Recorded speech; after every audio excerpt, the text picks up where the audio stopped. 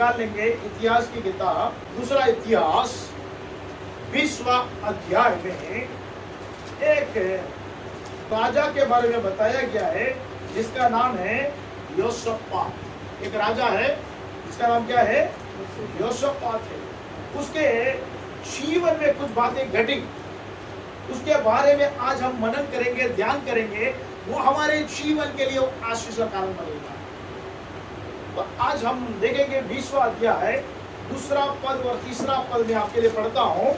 उसमें इस प्रकार से लिखा है कि तब लोगों ने आकर योशापात को बता दिया, ताल के पार से एदोम देश की ओर से एक बड़ी भीड़ तुझ पर चढ़ाई कर रही है, और देख हस्तोना तक जो एदामी भी कहलाता है पहुंच गई है। तब योशापात डर गया। तीसरा पद में पढ़ रहा हूं, उसमें लिखा है योशापात डर गया। लोगों ने आकर योशापात को बताया, एदोम देश से एक बड़ी भीड़ तेरे राज्य के विरोध में, तेरे लोगों के विरोध में क्या कर रहा है? चढ़ाई कर। तो चढ़ाई करने आया तो राजा क्या हो गया? वहां पर लिखा है कि योशापात क्या हो गया? डर गया। जब हमारे विपरीत स्थिति जब बनती है, जब तक अनुकूल में रहता है, हम लोग क्या नहीं करते हैं? डरते नहीं है। हमारे अंदर में फियर नहीं आता है, डर नहीं लगता।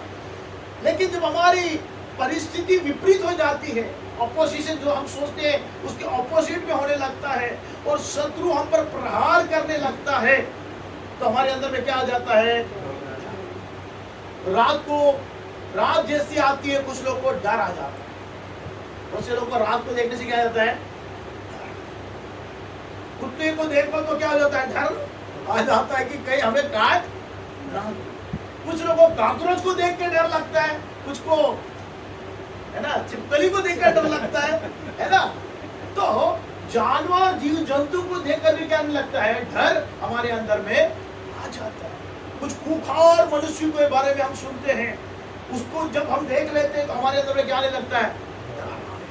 हमारा जो शत्रु है, हम समझते हैं ये मनुष्य हमारे विरोध में बोलता है, विरोध में कार्य करता है, विपरीत बातें करता है, उसको देखते तो हमारे अंदर में डर आ जाता है।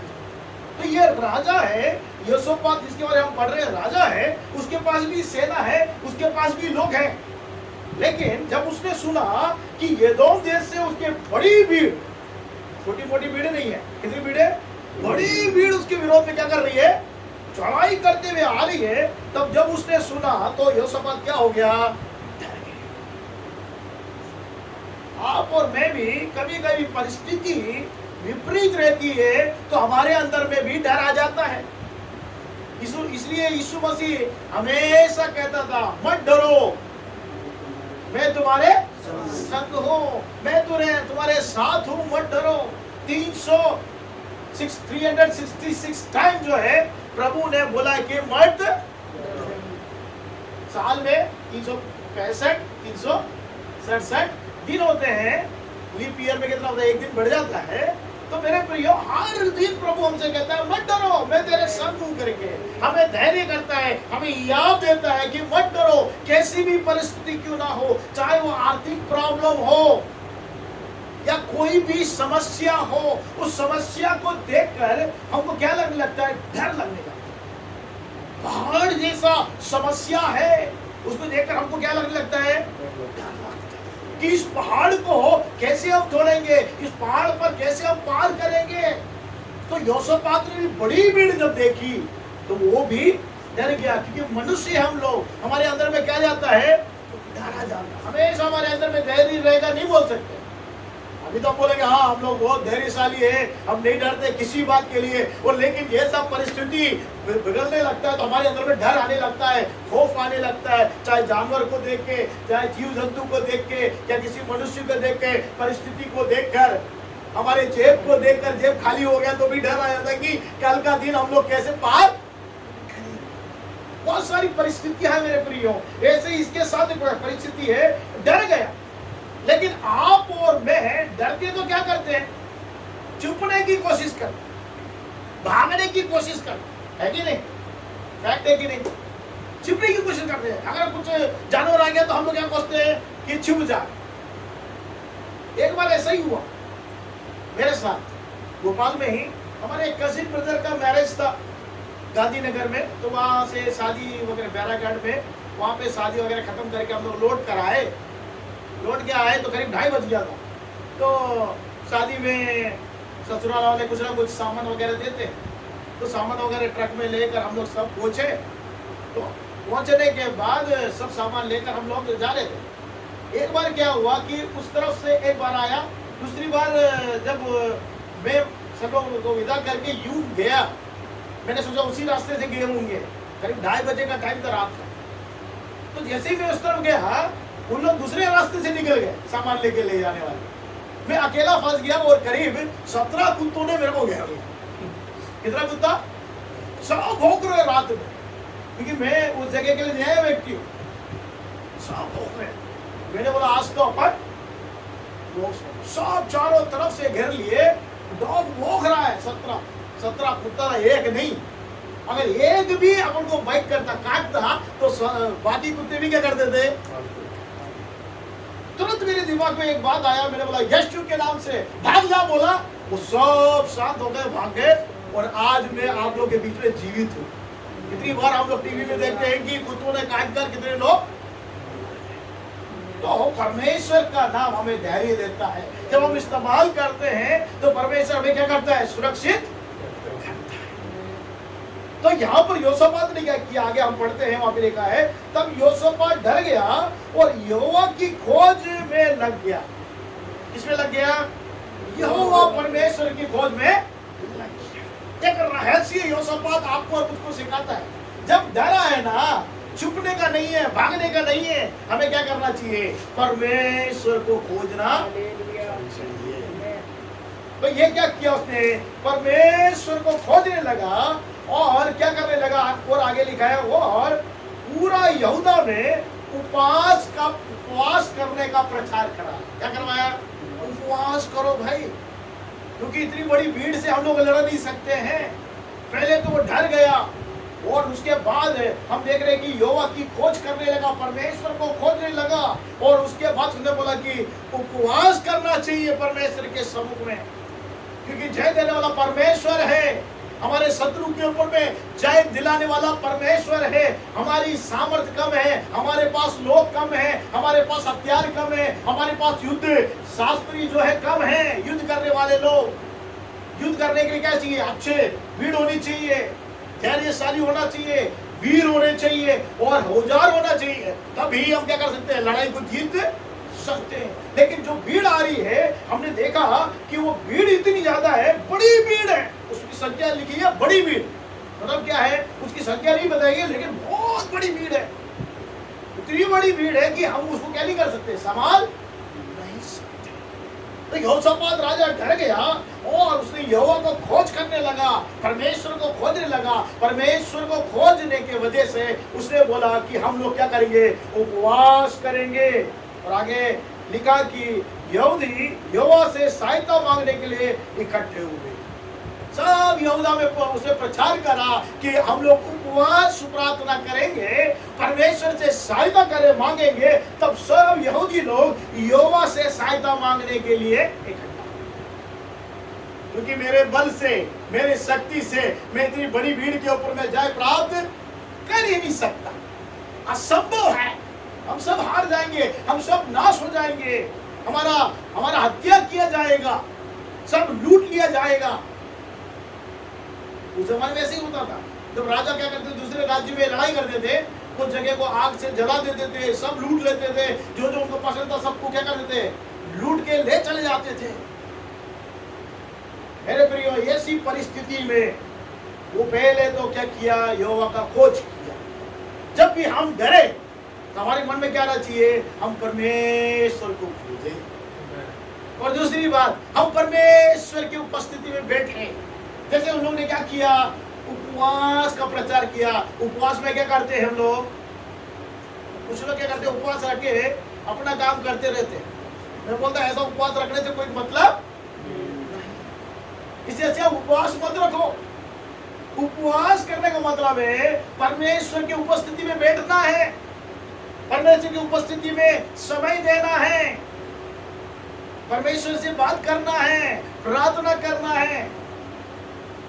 लेकिन जब हम उपवास करें तो इन लोगों ने प्रचार किया कि उपवास करेंगे। क्यों उपवास करेंगे? क्योंकि हम लोग क्या करेंगे? यहोवा परमेश्वर से सहायता मांगेंगे। हमारा एक ही पॉइंट है, एक ही बिंदु है, एक ही प्रार्थना का निवेदन है कि यहोवा परमेश्वर आप हमारी सहायता करें, क्योंकि डर की एक स्थिति है, वो फैक्ट है। क्योंकि इतनी बड़ी भीड़ आएगी तो क्या करेगा? हमको सबको नाश कर देगा, हमको सबको खत्म कर देगा। तो उन लोगों ने परमेश्वर से सहायता मांगने के लिए उन लोगों ने क्या किया? इकट्ठा हुए। और आगे लिखा है, परंतु यहूदा के सब नगरों से यहोवा से भेंट करने को आए। सब लोग क्या किए? भेंट करने के लिए, परमेश्वर से भेंट करने के लिए आए, परमेश्वर से मिलने आए। कि परमेश्वर से मिलकर उससे उपासना करके, प्रार्थना करके सहायता मांगे कि परमेश्वर ही हमें जय दे सकता है, इन बातों को वो पलट सकता है और कोई भी नहीं पलट सकता है करके उन लोगों ने क्या करा? परमेश्वर के सम्मुख पे आके प्रार्थना करने लगे और उपवास करने लगे। मेरे प्रियो, तब वहां पर है एक बात हम देखते हैं कि 14 पद में हम देखेंगे, 20वें अध्याय का 14 पद में, वहां पर एक प्रभु ने एक दास को खड़ा किया। कोई एक जन पढ़िए, 20 का 14 पढ़िए। तब आसाफ के वंश में से यहसीएल नामक एक लेवी, जो जकरिया का पुत्र और बनाया का पोता और मत्तनिया के पुत्र येल का परपोता था, उसमें मंडली के बीच यहोवा का आत्मा समाया। उसके अंदर यहोवा का आत्मा समा गया। जब हम उपवास प्रार्थना करना शुरू कर देते हैं, एकत्रित होकर परमेश्वर के खोज करते हैं, तो वहां पर वो उसके अंदर में भी क्या आ गया? परमेश्वर का आत्मा बहुत रीति से, बलपूर्वक से उस व्यक्ति के अंदर में समा गया। और आगे लिखा है, तब वो कहने लगा, हे सब यहूदियों, हे यरूशलेम के रहने वालों, हे राजा योशापात, तुम सब ध्यान दो, यहोवा तुमसे यो कहता है। यहोवा परमेश्वर लोग सहायता मांगने के लिए आए, तो परमेश्वर का आत्मा उसके दास के अंदर में आया। उसके द्वारा एक भविष्यवाणी प्रकट हो रहा है, आने वाली बातों को परमेश्वर उनको गाइड कर रहा है, क्योंकि इन लोगों ने किससे सहायता मांगने के लिए आए? परमेश्वर से। तो परमेश्वर अपने दास को इस्तेमाल कर रहा है, परमेश्वर अपने दास को आत्मा से भरकर प्रेरित करके बोल रहा है। और उसने बोला कि यहूदियों और यरूशलेम के रहने वालों, राजा योशापात, तुम ध्यान दो, यहोवा तुमसे कहता है, तुम इस बड़ी भीड़ से मत डरो। ये क्यों बोला? क्योंकि इन लोग क्या हो गए थे? वो बड़ी भीड़ को देख के क्या हो गए थे? डर गए। परमेश्वर भी वही पॉइंट को प्रकट कर रहा है, जिस बात के लिए इन लोग डर गए थे, उन्हीं बातों को क्या प्रकाशन में लेके आ रहा है। बोल रहा है, इस बड़ी भीड़ को देखकर मत डरो, तुम्हारा मन क्या ना हो कच्चा। बड़ी भीड़ को देखकर क्या हो गए लोग? मन कच्चा हो गए। हमारे अंदर में भी जब हमारे विपरीत में कार्य होता है, कोई भी परिस्थिति में होते हैं, जब डर आता है तो हमारा मन क्या हो जाता है? कच्चा हो जाता है। जो दृढ़ रहता है वो डरता नहीं है, जो याव रखता है वो डरता नहीं है, जो धैर्य रखता है वो डरता नहीं है। लेकिन जो परिस्थिति को देखकर कल क्या होगा मेरे जीवन में, मेरे परिवार में, मेरे व्यवसाय में, मेरे कार्य में, मेरे जीवन में क्या होगा, मेरे सेवा में, मेरे कार्य क्षेत्र में, मेरे बच्चों के जीवन में क्या होगा करके जब परिस्थिति विपरीत में रहती है तो हमारे अंदर में डर आ जाता है। डर आने से हमारा मन क्या हो जाता है? कच्चा। इसलिए परमेश्वर यहाँ बिल्कुल स्पेसिफिक कह रहा है, तुम इस भीड़ को देखकर मत डरो, तुम्हारा मन कच्चा ना, क्योंकि युद्ध तुम्हारा नहीं है, परमेश्वर। आमीन, हालेलुया। किसका है युद्ध? परमेश्वर का है। क्यों परमेश्वर ऐसा बुलवा रहा है? क्योंकि इनका जब ये डर गए थे, मन कच्चा हो गया था, तब इनने यहोवा परमेश्वर की खोज किया। जब भी हमारा हम डर जाए, हमारी परिस्थिति विपरीत में है, हम किसकी खोज करना है? परमेश्वर को खोज करना है, उसके सम्मुख में बैठना है, उससे सहायता मांगना है, उससे भेंट करने के लिए जाना है, उसके सम्मुख में उपवास में बैठना है कि मेरा मन कच्चा हो गया, मेरा सहायता करने वाले संसार में कोई नहीं है, कोई समुदाय नहीं है, कोई मेरे पड़ोसी नहीं है, मेरे रिश्तेदार नहीं है, सगे संबंधी नहीं है जो मेरी मदद कर सकते हैं, जिन पर मैंने आशा रखा था कि ये मदद करेगा। ये मनुष्य मेरा मदद करेगा करके मैंने सोचा, लेकिन उसने क्या किया, मुझे हाथ छोड़ दिया। मुझे कभी कभी समुदाय से भी अलग कर दिया, कुछ भी मदद नहीं कर रहे, तो मेरा रहना बड़ा मुश्किल है। तो ऐसे समय में जब हमारा मन कच्चा हो जाता है, तो हम परमेश्वर को खोजे और परमेश्वर से सहायता मांगे, उसके सम्मुख में बैठे और उपासना करे, उपवास करे, तो निश्चय क्या करता है, परमेश्वर कहता है, क्या कहता है, तुम्हारा मन कच्चा मत हो, तुम मत डरो, मैं तुम्हारे लिए क्या करूंगा, युद्ध करूंगा। तो परमेश्वर ने बोला मैं तुम्हारे लिए युद्ध करूंगा। तो मेरे प्रियो, युद्ध करने वाला परमेश्वर है। जब हम परमेश्वर से सहायता मांगते हैं, तो परमेश्वर क्या करता है, युद्ध आपके लिए, मेरे लिए करता है। तो युद्ध करेगा तो उसके लिए एक स्ट्रेटेजी देगा, एक प्लानिंग, एक योजना देगा, कैसे आपको और मुझको युद्ध करना है। या राजा को परमेश्वर ने एक योजना दिया कि कैसे युद्ध में आप जाना है, आप लोग जाना है। जब आप और मैं डर जाते हैं, परमेश्वर की खोज करते हैं, उपवास कर कर उसके सम्मुख में भेंट करते हैं, उससे प्रार्थना विनती करते हैं, तो परमेश्वर पहले तो हमें हियाव देता है, बोलता है, धैर्य देता है, हियाव देता है, बोलता मत डरो, तुम्हारा मन कच्चा ना हो, क्योंकि युद्ध मेरा है। तुम्हारा युद्ध होगा तो तुमको डरने की जरूरत है। युद्ध करने वाला कौन है, परमेश्वर है, जिसने सारे भूमंडल को बनाया। सृष्टिकर्ता परमेश्वर है, सर्वव्यापी परमेश्वर है, यहोवा निसी है, जय का झंडा है, युद्ध करने वाला परमेश्वर है। तुम्हें डरने की जरूरत नहीं है। तो उनके अंदर में क्या आ गया, मन में जो मन का अच्छा हो गया, तो उनके अंदर में क्या आ गया, ये आ गया। अब वो क्या कर रहा है, परमेश्वर उनको योजना दे रहा है। आपको मुझको परमेश्वर योजना देना है, तो उसके सम्मुख में हमें बैठने की जरूरत है, उसकी उपस्थिति में बैठकर उससे पूछने की जरूरत है, उसके सम्मुख में बैठकर हम प्रार्थना करने की जरूरत है। हमारे विनती निवेदनों को परमेश्वर के सम्मुख में रखकर पूछना है कि प्रभु क्या योजना है मेरे जीवन के लिए, मेरे भविष्य के लिए, मेरे कार्य के लिए, ये जो डर की स्थिति बनी है इसमें से निकलने के लिए क्या योजना है। तो परमेश्वर आपको योजना बताएगा, कैसे आप उस योजना को इस्तेमाल कर कैसे उस प्लानिंग या स्ट्रेटेजी को इस्तेमाल कर जय प्राप्त कर सकते हैं या उसमें से पार हो सकते हैं। तो यहाँ पे परमेश्वर ने उनको क्या कर दिया, योजना बताया। क्या योजना बताया, कह रहा है परमेश्वर का कलाम यहाँ पे कहता है, अगर हम 18 पद और 19 पद हम पढ़ेंगे तो वहां लिखा है, तब यहोशापात भूमि की ओर मुंह करके झुका। सब यहूदी और यरूशलेम के निवासियों ने यहोवा के सामने गिरकर यहोवा का दंडवत किया। इन लोगों ने क्या किया, परमेश्वर के सम्मुख में भूमि पे गिर गए, भूमि के भर गिर गए, झुक गए और परमेश्वर को दंडवत करने लगे। और जब वहां देखा, लिखा है, कातियों और कोराहिम में जो कुछ लेवी खड़े होकर इस्राएल के परमेश्वर यहोवा की स्तुति अत्यंत ऊंचे स्वर से करने लगे। क्या करने लगे, उन लोग बड़े स्तुति और प्रशंसा करने लगे, क्योंकि हमारा परमेश्वर स्तुति के बीच में विराजमान रहने वाला परमेश्वर है। जब हम स्तुति करते हैं, उसकी महिमा करते हैं, तो परमेश्वर की महिमा और की स्तुति हमारे बीच में उतर कर आती है और परमेश्वर क्या करता है, कार्य करना शुरू कर देता है।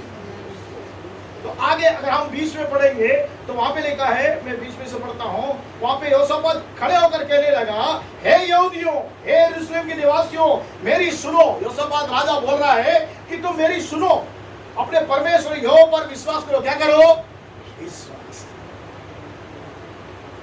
मेरे प्रियो, जब भी डर आता है ना, क्या कम हो जाता है, विश्वास कम हो जाता है, विश्वास चला जाता है।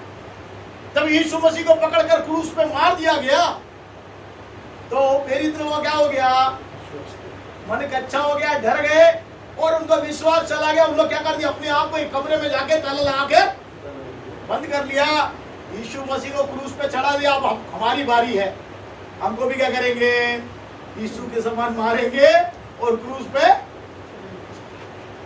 डर गए, मन कच्चा हो गया, विश्वास चला गया। प्रभु यीशु मसीह ने जो बताया उस पर विश्वास नहीं कर पाए और वो दरवाजा बंद करके कमरे के अंदर में रहे।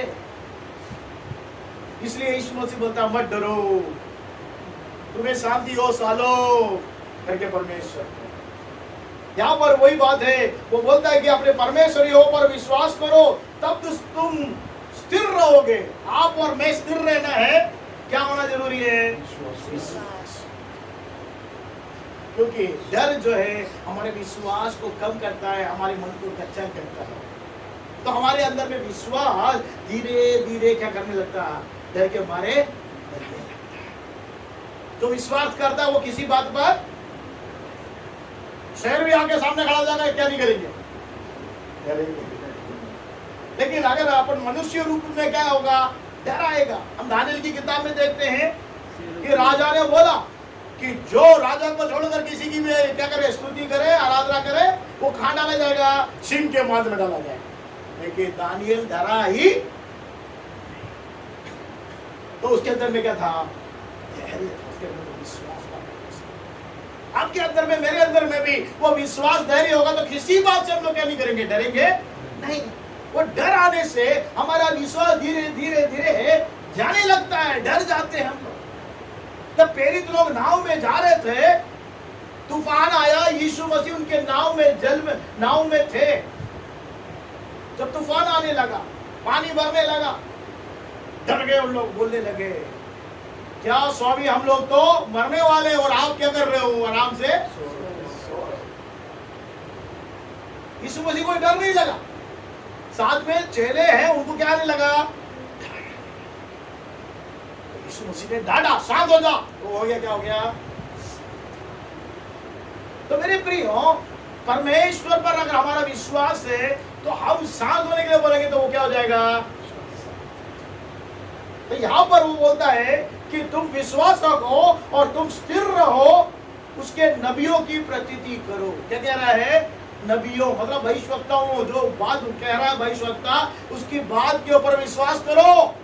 परमेश्वर उसके अंदर में आत्मा डालकर कुछ योजना बता रहा है, उस पर तुम विश्वास करो, उस पर भरोसा करो, तब तुम क्या हो जाओगे?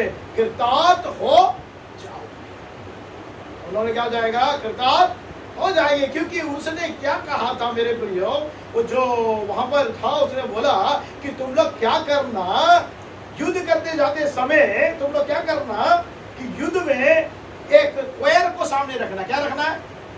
क्वायर। चर्च में क्वायर होता है। अभी भैया ने गीत गाया है ना। लड़ाई में क्वायर का क्या मतलब है? लड़ाई में क्या होना चाहिए? बोलिए, क्या होना चाहिए? हथियार होना चाहिए, घोड़े होने चाहिए, धैर्य रखने वाले सामर्थ्य वीर होना चाहिए। लेकिन ये बोलना सबसे सामने क्या रख दो? गीत गाने वाले रख दो।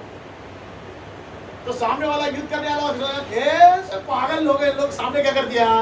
गीत गाने वालों को रख दिया, गवैयों को रख दिया। शादी में गीत गाने वाले आगे जाते हैं, गीत गाते जाते हैं ना। आजकल तो डेक में गा दिया तो बजाते बजाते जाते, नाचते नाचते जाते हैं ना। शादी में जाते हैं, युद्ध में कोई जाता है ऐसा नहीं। अरे भारत देश पाकिस्तान का युद्ध चालू हो जाएगा तो क्या होगा? भेजेंगे क्वायर को इंडिया वाले या पाकिस्तान वाले भेजेंगे? नहीं। तो बजाएगा है ना, हेलीकॉप्टर जाएगा, बॉम्ब जाएगा, घोड़े सवारी जाएगा, पैदल जाएंगे सैनिक लोग। लेकिन यहाँ पर प्लानिंग परमेश्वर कैसे दे रहा है? अपन को क्या लगता है? प्लानिंग मूर्खता लगती है हम लोग को। इंसान के हिसाब से अगर अपन सोच के देखें, क्या परमेश्वर प्लानिंग दे रहा है कि सामने किसको रख दो? क्वायर को रख दो, और क्या करेंगे? वो स्तुति करेंगे परमेश्वर। और यहाँ पर यही हुआ, बोलता है, देखिए 21 में कुछ पद, पीछे वाला पद को मैं पढ़ता हूँ, वहां पे लिखा है, देखिए 21 से पूरा ही पढ़ लेता हूँ। तब उसने प्रजा के साथ सम्मति करके कितनों को ठहराया जो पवित्रता से शोभायमान होकर हथियार बांधों के आगे आगे चलते हुए यहोवा का गीत गाएंगे। हथियार बांधों के सामने कौन जा रहा है? गाना गाने वाले, गीत गाने वाले। और ये कहते हुए क्या करेंगे? लोग स्तुति करेंगे। क्या करेंगे? स्तुति करेंगे। जैसे आप और मैं कुछ देर पहले क्या कर रहे थे? परमेश्वर की स्तुति कर रहे थे। वैसे ही योसेपात ने एक प्लानिंग दिया, क्योंकि परमेश्वर के दास के द्वारा वो प्लानिंग मिला। उसने बोला तुम्हारे हथियार बांधने वाले के सामने स्तुति करने वाले लोगों को रखो, वो स्तुति करेंगे। क्या स्तुति करेंगे? वाली का है, यहोवा का धन्यवाद करो क्योंकि इसकी करुणा। बस यही स्तुति करना तुमको, और कुछ नहीं करना। यहोवा का धन्यवाद करो क्योंकि उसकी करुणा। जिस समय वे गाकर स्तुति करने लगे, उसी समय यहोवा ने अमोनियों, मोवाबियों, शहर के पहाड़ी देश के लोगों पर जो यहूदा के विरोध में आ रहे थे, घातक में भेड़ दिया थे, वे मारे गए। क्या प्लानिंग है? मारे गए वो सब लोग। क्या हो गए? जो शत्रु बैठे हुए थे, घात में छिपे हुए थे मारने के लिए, वो सारे लोग मारे गए। यहाँ पे लिखा है, कलाम कहता है कि इन लोग कुछ नहीं किया, युद्ध नहीं किया। उन्होंने क्या किया? यहोवा का धन्यवाद करो क्योंकि उसकी करुणा। जब हम डर जाए, जब हमारी विपरीत स्थिति हो, पहाड़ जैसी समस्या हो, तकलीफ में हो, कष्ट में हो, तो आपको और मुझको क्या करना है? और कुछ नहीं करना है। प्रभु कलाम कहता है आप क्या करो? परमेश्वर का धन्यवाद करो, परमेश्वर आपके लिए कार्य करेगा।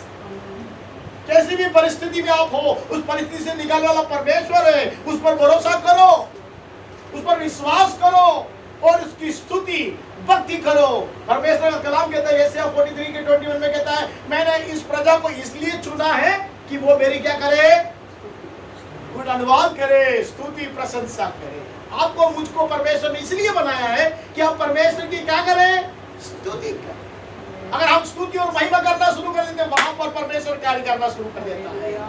यहाँ पर हम देख रहे हैं कि परमेश्वर कार्य कर रहा है। जो बेटे गए थे सब के सब क्या हो गए? नाश हो गए।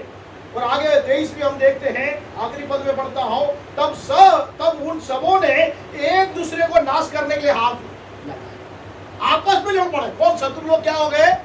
आपस में तलवार आपस में लड़ने लगे। शत्रु इकट्ठा होके आए, लेकिन आपस में क्या करने लगे? लड़ाई करने लगे। मेरे प्रियो, ऐसा कार्य परमेश्वर करता है। हम लोग को परमेश्वर ने 2004 में सोनगढ़ में एक बड़ा क्रूसाइड मीटिंग में हम लोग के लिए अरेंज किया गया। तो हमारे जो मिनिस्ट्री के जो फाउंडर थे साधु पीटर जी, वो क्रूसाइड में प्रीच कर रहे थे और मैं भी उनके साथ था। तो 14 दिन था, लाखों लोगों की भीड़ थी। तो वहां पर क्या हुआ? परमेश्वर ने 14 दिन उनको बताया कि आज कुछ कट्टरपंथी लोग जो है तुम्हारे विरोध में युद्ध करने आएंगे और तुमको भीड़ को क्या कर देंगे? तहस नहस कर देंगे। आज तुम लोग प्रार्थना करो, क्योंकि सुबह जवान लोगों के लिए मीटिंग था 4 दिन। तो उसके लिए मुझे स्पीकर के रूप में बुलाया था, मैं जवानों के लिए बोलने गया था। तो साधु जी आए, पीटर जी आए, मेरे से बोलने लगे कि 1 घंटा अपने पास समय आप और मैं यहोवा को खोज करें, यहोवा के सम्मुख में ढूंढे, यहोवा के सम्मुख में प्रार्थना करें, यहोवा से सहायता मांगे, उस स्थान को परमेश्वर के अनुग्रह में ख्यात करें, यीशु की लहू की बाड़े को लगाए। और हम लोगों ने क्या किया? 1 घंटा वे अपने कमरे में, 1 घंटा में अपने कमरे में घुटने टेक कर परमेश्वर के सम्मुख देखकर हम लोग परमेश्वर यहोवा परमेश्वर से सहायता मांगा, प्रार्थना की। क्या हुआ मालूम है आपको? जो बातें यहाँ घटी, ये एक दूसरे से इन लोग का क्या लिखा है? एक दूसरे को नाश करने के लिए उनका हाथ लग गया। ऐसा ही हुआ। 2 ट्रक भरकर वो कट्टरपंथी के लोग डंडे सारे औजार लेकर आए। पब्लिक बैठी हुई थी, पब्लिक के सामने घुसने के लिए आए वो, और वहां पर एक बड़ा गड्ढा था, उसमें जाके क्या हुआ? 2 ट्रक गिर गया। और परमेश्वर ने जैसे उनके जीवन में कार्य किया कि आपस में उन लोग क्या हो गए? लड़ गए। वो लोगों के अंदर में बड़ा डर भय हो गया और प्रभु के अनुग्रह से वो मीटिंग बिल्कुल सक्सेसफुल। तो परमेश्वर उस दिन में, योसापात के दिन में मात्र नहीं, आज भी कार्य करने के लिए सामर्थ्य है। हालेलुया। लेकिन आपको और मुझको परमेश्वर को खोजना है, उसको ढूंढना है, उससे भेंट करना है, उसकी उपस्थिति में बैठना है, उससे सहायता मांगना है। परमेश्वर जो योसापात के लिए मदद किया, वो आपके लिए मेरे लिए भी कर सकता है। हालेलुया।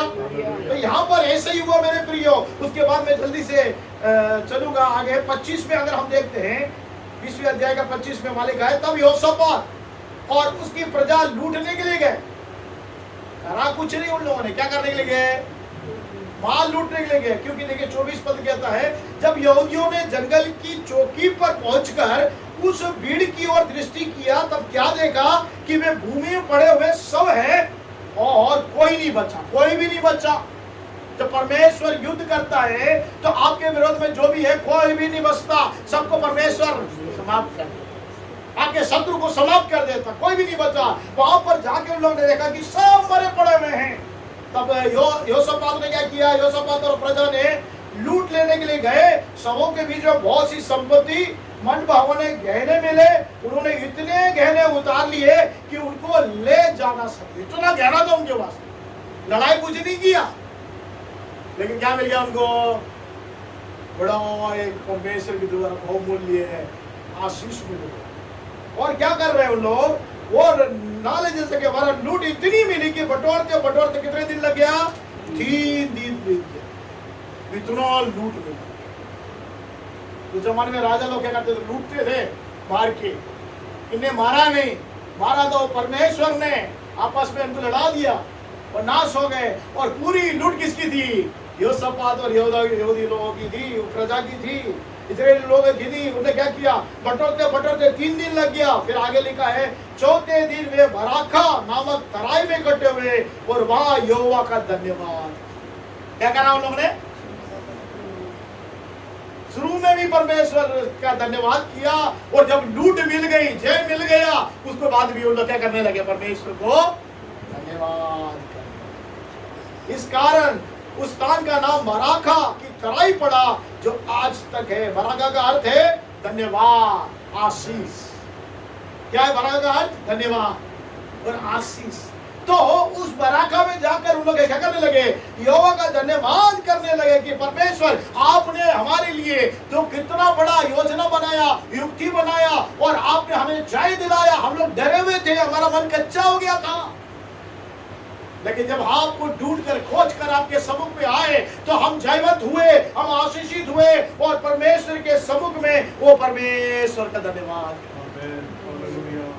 इसमें ये बात सीखते मेरे प्रियो, लड़ाई से पहले भी उन्होंने जब डर गए तब भी परमेश्वर को उन्होंने धन्यवाद किया, परमेश्वर को खोजा, और शत्रु के सामने जाते समय धन्यवाद के साथ गए। और आखिरी में जब लूट मिल गया तब भी उन्होंने क्या करने लगे? धन्यवाद। हमें धन्यवाद करना नहीं भूलना है, स्तुति करना हमें नहीं भूलना है। हमेशा परमेश्वर की स्तुति और प्रशंसा करना है। जैसे परमेश्वर ने योसापात को जय दिया, आपको और मुझको भी देने में सामर्थ्य है। हमें डरने की जरूरत नहीं है। हमारा परमेश्वर कहता है मत डर, मैं तेरे संग हूं।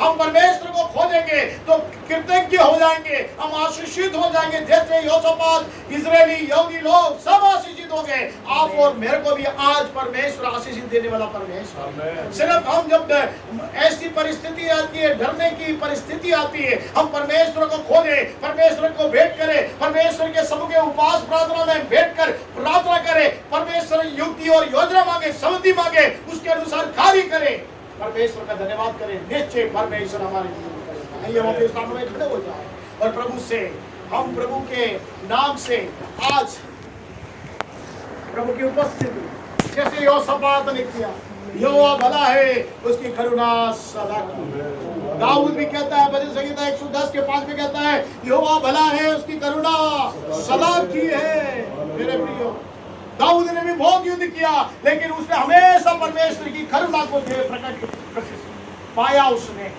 और हमेशा यहोवा भला करके उसने पाया। बहुत सारा युद्ध दाऊद ने किया। मेरे प्रियो, आपको और मुझको भी युद्ध करना है और कहना है कि परमेश्वर मेरे लिए युद्ध करने वाला परमेश्वर है। योसापात के लिए युद्ध किया, आज मेरे लिए भी युद्ध करेगा।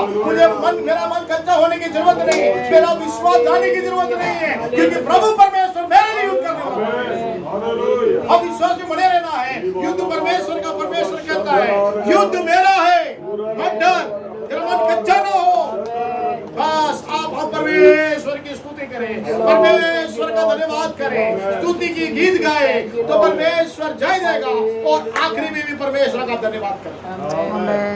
प्रकार परमेश्वर अब यीशु मसीह के नाम से तेरे हाथों में हम अपने जीवन को समर्पित करते हैं। आपने जो आज हमें सलाह दिया, सम्मति दिया, उसके लिए धन्यवाद करते हैं। जो गुण बात योसापात के जीवन से सिखाया, उसके लिए धन्यवाद करते हैं। कभी कभी हमारी परिस्थिति में हम लोग भी डर जाते हैं। मेरे प्रभु, आपने बताया मत डर, मैं तेरे संग हूं, मुझे खोज, मेरे सम्मुख में बैठकर युक्ति को मैं बताऊंगा, उसके अनुसार कार्य कर, तो निश्चय जय हमारी होगी। जैसे योसापात और उसके जन लोग जय प्राप्त किए, और 3 दिन तक वो लुटते रहे। इतना आशीष उन्होंने प्राप्त किया। बराका में जाकर, उस बराका की वेदी में जाकर उन लोगों ने परमेश्वर की स्तुति की, क्योंकि इतने आशीष उसे मिले। आपको आशीष मिलना है तो आप परमेश्वर की स्तुति करना शुरू कर दें। हर एक परिस्थिति में, डरने के समय, दुख के समय, तकलीफ के समय, कैसी भी परिस्थिति हो, आप परमेश्वर की स्तुति करें। बोले यहोवा भला है, उसकी करुणा सदा की है। इससे परमेश्वर हमारे लिए कार्य।